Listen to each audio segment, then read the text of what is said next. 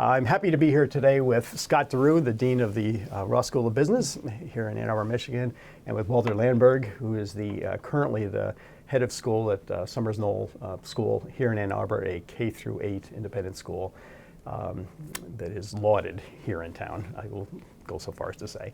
And what I'd like to do is have a conversation about the pressures and strains on students these days in education, not just higher education, but primary school and secondary school education.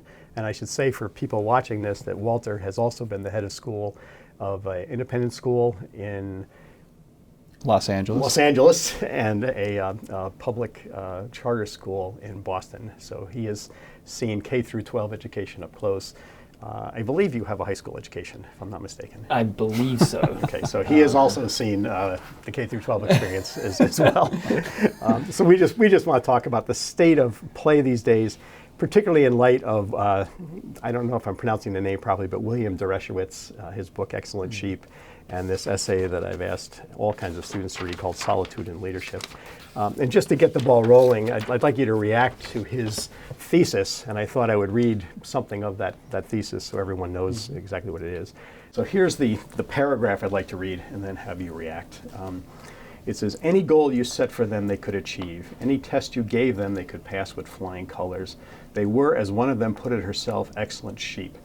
I had no doubt that they would continue to jump through hoops and ace tests and go on to Harvard Business School or Michigan Law School or Johns Hopkins Medical School or Goldman Sachs or McKinsey Consulting or wherever.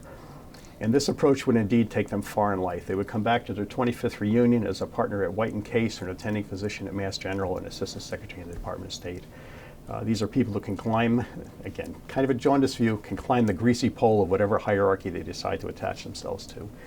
Those are strong words, but for those of us in education, at some level, they resonate. And so I just wanted the two of you to speak to that resonation, if you would. So maybe I could start with you, Walter. Sure, yeah.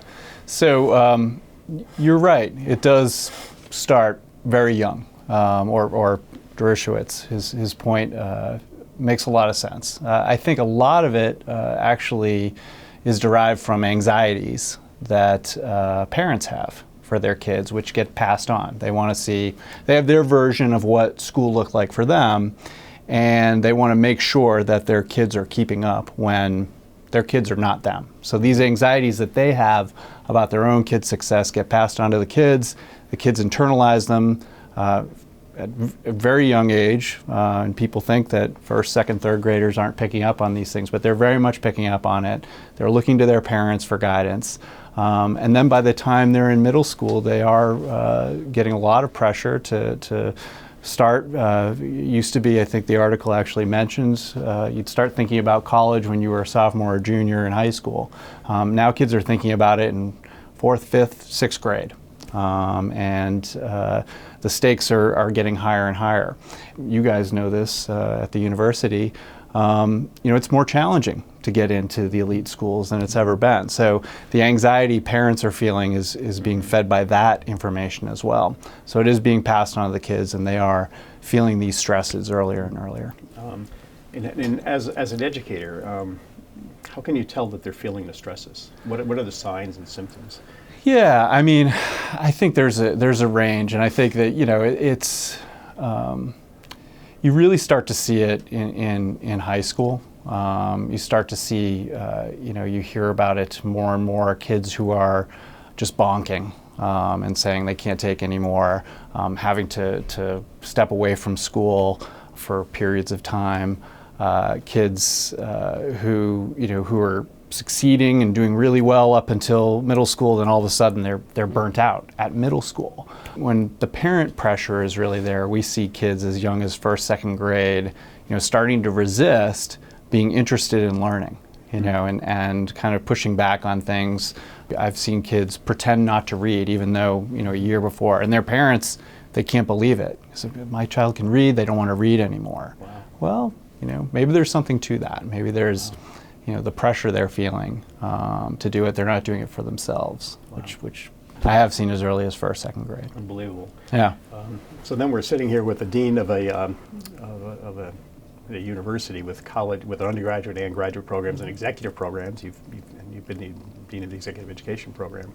And so maybe, can you speak to the veracity of that statement, and then how, if there's any truth to it, how that might manifest itself in undergraduate, graduate, and even further education and knowing the 30, 40, and 50-year-olds. Sure. And Jim, let me start by saying thank you for bringing together this conversation, because this is something that actually keeps me up at night in a whole multitude of ways. And I think Walter is right. It does start very early. It's interesting. It starts early in a particular segment of our population, but there are populations in the United States where this is not on the radar. I mean, I came from a community where higher education was by far the exception. And this is not the case as much in those communities. And in many ways, it creates a divide of expectations that I do worry about in our society. But what's being created in early education in terms of the expectations that then produce these anxieties, we know and have a clear point of view into how those expectations just get reinforced and recreated in higher education. So when you start as an undergraduate student, you are free from the parental influence, but you're not, because you've been socialized around those expectations. And it's not only your parents, it's the social circle within which you live, within which you play, within which you go to school now. And so you go to a university, whether it's the University of Michigan or any other great university, and those expectations are once again reinforced, and I would say even amplified to a greater degree, such that our students in many ways begin to create those expectations for themselves and then perform to those expectations, and as a result find it very, very difficult to create space in their own life to not, to use the language, be a sheep or a hoop jumper, because they're now creating the hoops and then jumping through them. And I think we as educators and as leaders in educational institutions have to help our students find space to discover themselves, discover who they want to be. We're not only educating people to become sheep. Who's going to be the shepherd of the sheep is something that we often think about. And I think we have a sense of duty, a sense of responsibility to think about the space, the culture, the composition of a class, and how we support our students through this process, understanding that when they come to us at the age of 17 or 28 or 45, there are years of socialization and expectations that are set before us. So what's interesting about this conversation is it runs into a land of paradox, and so you could read these kinds of critiques of education and say, pox in your house, and let children be children, and let college students be college, whatever that is, and unshackle them from all constraint. And yet, if you want to learn the Pythagorean theorem, someone has to teach you the Pythagorean theorem. If someone's going to teach about the cost of capital, someone has to teach about the cost of capital. And so it's like anything else, you can set up these false dualisms of good, bad, proper education, problematic education. These parents at some level are right. They want to prepare their kid to take a spot in a very competitive post-industrial economy, as are we. So can you talk to that tension and how maybe that plays out institutionally? Sure. I mean, as educators and as an educational institution, our goal is not to simply fill people with knowledge and factoids. It's to help people discover themselves, to discover the world. And if all we're doing is filling you with how to compute the cost of capital and what is the capital asset pricing model or the Pythagorean theorem, we're not living up to, in my view, what we as educators are here to do. And I think we have a responsibility to take a step back and think about the education that we are designing, that holistic experience, and understand that we're not here simply to fill you full of more factoids. We're here to help you mature, to grow, to develop, both as a person and, in our case, as a professional. If all we're doing is filling you full of those factoids, then we're not meeting our goal. We're not meeting our aspiration either.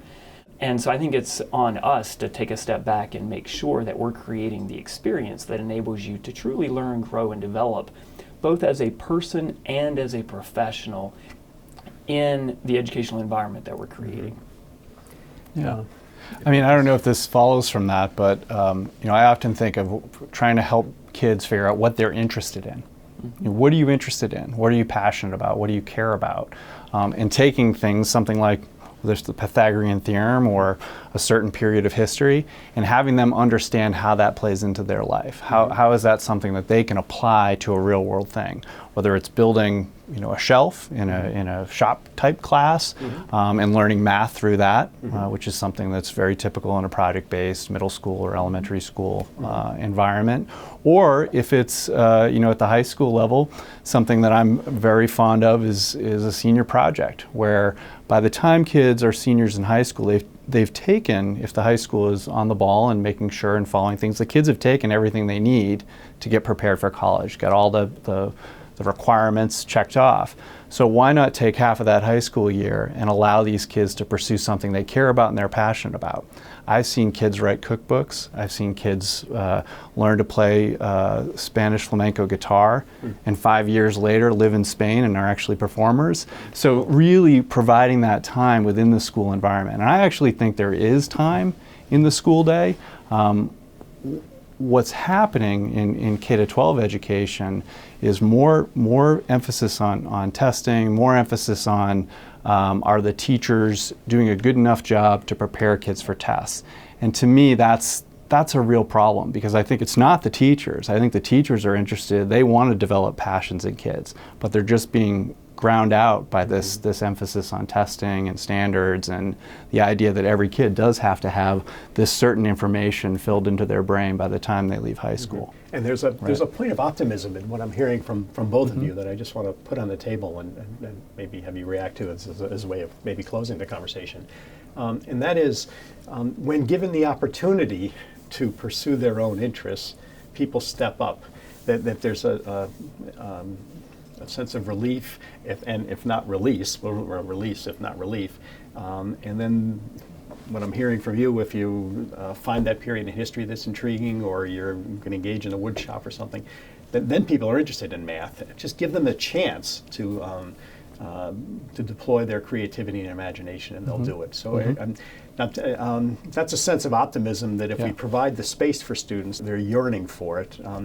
Can you just speak to that? That you haven't totally crushed the spirit. I mean, I think that time. You're giving people time, and I mean, if you talk about what's time at K-8, what does extra time at K-8 mean? It means recess, in the woods, building forts, working together to build a fort, having an argument because somebody else is building a fort over here, and they took some of the sticks that you were going to use. I see this every week, and they're problem solving, they're creating. They're imagining things, which I think is very powerful for these kids. And it also allows them to go back in and be able to focus on Pythagorean theorem or their times tables or whatever it might be. So there's that balance at a school like Summers-Knoll. So yes, I'm very optimistic, and I actually think many of my colleagues in the K-12 world are actually thinking about these things and starting to move the needle in that direction, even though all we seem to hear about is testing and issues around teachers, which to me is very distracting from the issue that needs to be dealt with, which is time for creativity and that. Yeah. I too am extremely optimistic. So if you look at it from a business school perspective, the companies that are now hiring our students, they're taking a much more holistic view of the person in the hiring process. All of our students are exceptionally bright. They're extremely aspirational and motivated. That got you into the game, right? What companies are now looking for in terms of who they're hiring is a person that can do exactly what you're describing. It's the kindergarten skills, just at the professional level, right? If that were not the case, I would be much less optimistic, but it is the case. And so that enables us as an educational institution, in our case a business school, who's preparing our students to move into that world and thrive in that world, to create a different educational experience. Of course, you have to know the equivalent of the Pythagorean theorem in business school, okay? All of our students can learn that about that quickly, right? And so now we're having the opportunity to create new and different types of educational experiences that don't only fill them with factoids, but enable them to develop what I often call as these horizontal skills, being able to work with other people, collaborate, create, and so on, thrive in the context of ambiguity, right? I mean, when I talk to our corporate partners who are hiring our students, one of the most common things that they talk about is hiring a student who can make sense of ambiguity, thrive in that context, and lead to decision, and then mobilize a group of people to move in that direction, right? Those aren't things you learn by just taking a test, right? Those are about creating experiences and then giving people space to reflect on them. And so I hope, and as you said, I'm very optimistic that our students are able to create space for themselves while they're in school to discover their passion, their interest, who they want to be, a sense of values, a sense of purpose, because you are going to have to do that when you leave here as well in order to thrive and be the leader that we aspire for all of our students to be. But the piece that you just brought up is every individual has a responsibility to take charge of their own lives in some regard. And then by saying you need to take space is saying it's not all us. You know, we can create the opportunity for you to take space, but how you fill it is up to you. So, well, maybe I'll just turn to you because you're very articulate about what they should do with that space. But can you talk even for younger students as to how the kinds of decisions they can make to well, I create think healthy space for I think themselves? that the role of a K-8 school is to really allow the space and teach them how to use that, because I think there are a lot of people who get to a certain age of their life and the ambiguity piece is really tough. Oh, wait, there's no you're not telling me how long it has to be. You're not telling me how many pages. You're not telling me that there's a clear answer. That's a hard thing for a lot of people. So I think that what we're trying to do, K-8, is produce kids who know how to use the time, who can fill the time on their own, who can be creative, who are comfortable with things not being all laid out right in front of them. I think that's our role in it. I don't think it's I think you have to. I think similarly, there are things that you guys are doing to help the students figure out how to use that open time, right? For us, we're starting a lot earlier, so some of these things aren't ingrained. So ideally, by the time these kids are in high school, one of the things that parents worry about coming out of a K-8 school that is project-based, place-based, where we're doing these things, well, how are they going to do when they go to a more structured high school? What's going to happen there? And my answer to that is very, very quick. It's like they're going to be fine because they're going to understand, they're going to be able to ask questions, going to be able to approach adults, they're going to be able to problem solve when they have an issue. They'll do fine in any setting. But most importantly, they're going to do fine in life. And that's really what we're going for. And I think the earlier you can start that comfort with ambiguity, that ability to collaborate and not always feel like you have to compete with each other, I think these are skills that you can't start early enough on, because they're hard to undo, I think, when kids get older. It's funny, we started this interview or conversation with a critique of elite higher education and a critique of elite education broadly. We've been privileged to be sitting here with two educators responsible for the lives of children between the ages of 5 and 13, I guess, and 18 and beyond. It's important not to get carried away with the criticism. Anybody watching this would, I believe, want their children to be a bit of an advertisement at the University of Michigan, and I wish, I don't really wish my kids were 5 again, but I wish my kids could have gone to Summers-Knoll School and to be educated with someone like you at the helm. I'm not worried about the future because of our students are going to do well. I'm also not worried about the future that we have people like you and you educating them. So thank you both for being here today. This is just fantastic. Yeah. Thanks for having us. Okay.